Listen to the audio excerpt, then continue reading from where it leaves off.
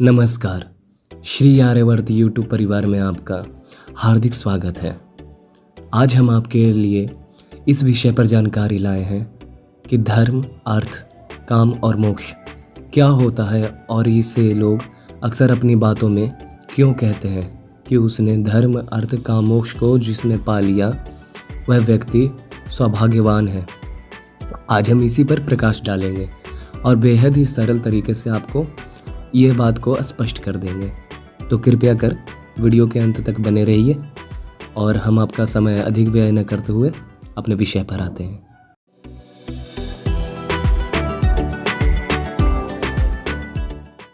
धर्म का मतलब ये नहीं होता कि वह सनातन धर्म अथवा हिंदू धर्म है या किसी और पर धर्म के बारे में बात किया जा रहा है। यहाँ धर्म का अर्थ ये होता है कि ये किसी की जीवन जीने की शैली कितनी मानवतापूर्ण है, इसे ही धर्म कहते हैं। आम भाषा में लोग धर्म को जीवन जीने का रास्ता मानते हैं। हाँ, ये बात सच है, लेकिन पूर्णतः सच नहीं है, क्योंकि धर्म के अनुसार ही सब कुछ नहीं होता और धर्म से ही सब कुछ नहीं हो सकता, लेकिन सब कुछ धर्म के साथ ही हो सकता है। कहने का मतलब ये है कि यदि कोई व्यक्ति धर्म के संगत कार्य करता है, दूसरों जीवों के प्रति दया, करुणा, ममता का भाव रखता है तथा उसमें बुद्धि, विवेक है, तो उसे कहेंगे कि यह धार्मिक प्रवृत्ति का व्यक्ति है। यह धर्म से रहता है, जो किसी की निंदा न करे, किसी की बुराई नहीं करे, किसी की बुराई में कोई रुचि न ले, अपने काम से काम रखे, अपने इष्ट की आराधना करे, अपने परिवार की ही सेवा पूजा की भांति मानकर अपनी ही उत्तरदायित्व को पूर्ण ही करे। ऐसे व्यक्तियों को कहा जाता है कि ये लोग धर्म के साथ चल रहे हैं, यह व्यक्ति धर्म के साथ है। अब उसके बाद आता है अर्थ। अर्थ यानी धन, पैसा, जिसका हर युग में आवश्यकता पड़ता है और आज के युग में बिना धन के कुछ भी नहीं संभव है। न विद्या, न शिक्षा, न भोजन और न मरण। इसलिए धर्म के बाद संज्ञा दी गई है दूसरे चरण पर, तो अर्थ की।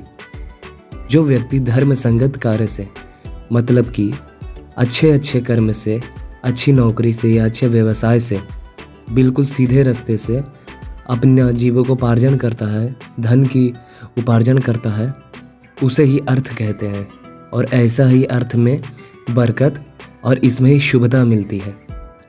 जो व्यक्ति नौकरी करके या किसी भी प्रकार का ईमानदारी भरा कार्य करके पैसे कमाता है, तो उसे कहते हैं ईमान की कमाई।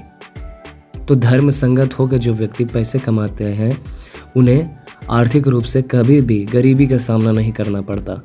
वो इतने तो प्रबल जरूर होते हैं कि वो किसी को दे सकते हैं, लेकिन किसी से लेने में ये लोग झिझकते ही नहीं, अपना स्वाभिमान का हनन समझते हैं। इनको यूँ मान के चलिए स्वयं परमात्मा ही देते हैं, क्योंकि वे अपने परिवार के भरण पोषण के लिए परमात्मा के ही बनाए धर्म संगत कार्यों पर चलकर अपनी जिम्मेदारियों को पूरी करते हुए पैसे कमाते हैं और उससे फिर अपने परिवार हो, कोई पूजा पाठ अनुष्ठान हो या किसी धर्म संगत कार्य, गरीबों की मदद करना हो, इसमें लगाते हैं। तो भगवान उनकी स्वयं मदद करते हैं। उन्हें किसी के पास याचना और हाथ फैलाने की ज़रूरत नहीं पड़ती। ज़रूरत पड़ती है जिनकी मनोकामना पूरी नहीं होती, जो जायज़ भी हो सकती है और नाजायज़ भी। तो ऐसे व्यक्ति जो भौतिक वस्तुओं के लोभ में अपनी आकांक्षा को रखते हैं, तो इनके साथ आपने अक्सर देखा होगा कि इनकी ज़रूरतें कभी पूरी ही नहीं होने वाली है, और हो भी जाए तो भी समस्या, और न हो तो और समस्या। क्योंकि धर्म संगत कार्य से कमाया गया धन कभी भी गलत कामों में नहीं जाता, और यदि चला भी जाए तो अपना भूल मान के व्यक्ति यदि पश्चाताप कर लेता तो भगवान उसका 10 गुना उसे वापस लौटा देते हैं। अब तीसरा होता है काम। यहाँ काम का हमारा मतलब वासना से नहीं। यहाँ काम का अर्थ है कि अपनी सभी भी भौतिक इच्छाओं को पूरी करना। भौतिक, मानसिक इच्छाएं जो शारीरिक इच्छाएं हैं, इसी को काम की संज्ञा दी गई है। हमारे सनातन संस्कृति में काम के बारे में ये भी कहा गया है, जो धर्म पूर्वक काम करते हुए धन का अर्जन करे और उससे अपनी ज़रूरतों को, अपनी अभिलाषाओं को पूरी करे, ऐसा व्यक्ति बहुत उत्तम होता है और ये किसी भी परेशानी में नहीं फंसता। अब आप इसका अर्थ ये ना निकाल लें कि हमने सही से कमाई की और हम किसी वेश्या के पास चले गए, शराब पी लिए या कोई भी गलत अनैतिक काम कर लिए। आपका सारा धर्म वहीं नष्ट हो जाता है, क्योंकि धर्म, अर्थ, काम और मोक्ष ये चारों चीज़ें एक दूसरी से जुड़ी हुई हैं। जिस प्रकार हम लोग का सिर, पाँव, हाथ और बीच का पीठ और पेट का भाग है, यदि एक में भी चोट पहुँचे तो पूरा शरीर ही किसी काम का नहीं रह जाता। यदि एक हाथ कट जाए तो दूसरा का कोई पर्याय नहीं। यदि आपके मन शांत है और यदि आपके सामने सूखी रोटी भी रख दिया जाए तो आप उसे प्रसाद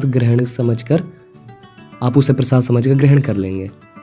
लेकिन यदि आपका मन ही विचलित है और आपके सामने 56 पकवान रखे हुए हैं तो आप एक गिलास पानी भी पीना आपके लिए दुष्कर हो जाएगा, क्योंकि तृप्ति ही नहीं मिलेगी। यदि आपने शरीर को तृप्त कर लिया तो आत्मा ही तृप्त नहीं होगी, समस्या वही आन खड़ी होती है। उसी प्रकार धर्म, अर्थ और काम मोक्ष हैं। तो काम का हमारा करने का तात्पर्य ये हुआ। अब आता है मोक्ष। तो इसका परिभाषा इतना ही है कि जो व्यक्ति धर्म संगत काम करते हुए, अपनी जीव को उपार्जन करते हुए तथा समस्त अभिलाषाओं को पूरी करके उससे अंत में प्रभु धाम को चला जाने का कोशिश करे या प्रभु के शरण में रहने का कोशिश करे। प्रभु कहने का मतलब हमें परम शक्ति से है। अब उसमें आप माँ दुर्गा को भी मान सकते हैं, जगदानंद भगवान विष्णु को भी मान सकते हैं। वो सब एक ही मूल ईश्वर के रूप है। ये इनके विभाग अनुसार, कार्य अनुसार इनके विभाग बटे हुए हैं। बाकी सब एक ही है, हमारा ऐसा मानना है और हमारे सनातन संस्कृति का भी मानना है। तो जो व्यक्ति धर्म से रहकर, धन कमाकर अपने परिवार की, खुद की तथा समस्त आमजनों के पर कृपा करते हुए, उनकी अभिलाषाओं को पूरी करते हुए, जो उससे जुड़े हैं अथवा उसके पुण्य में वृद्धि के कारक हैं, उनके पूरी करते हुए जो भगवान के समक्ष जाना चाहता है, जो प्रभु के द्वार पर जाने के लिए ललायित है, जो उनकी कृपा का पात्र बनना चाहता है, ऐसा व्यक्ति बहुत उत्तम माना गया है।